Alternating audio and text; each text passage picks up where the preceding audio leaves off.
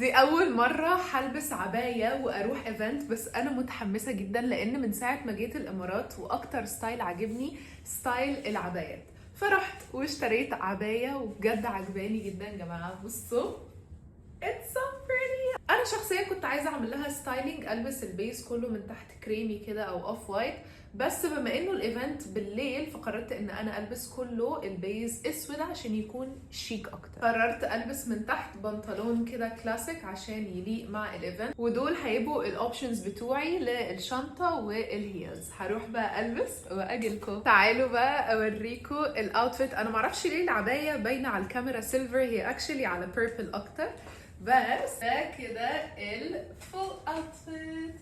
جماعة مش عارفة اعمل ايه صراحة في الطرحة، يعني حاليا انا سايباها كده، بحس ان ده اكتر ستايل بيليق على العبايات. ممكن برضو اجيب دي قدام كده، سيبولي في الكومنتس كده ولا اخليها كده على ورا. صراحة انا حاساها على ورا احلى، بس برضو قولوا لي انتوا رايكم. اعتمد لوك العبايات، انا عاجبني جدا اللوك بصراحه، شكلي هعتمد لوك العبايات، بس قولوا لي رايكم في الكومنتس. باي باي.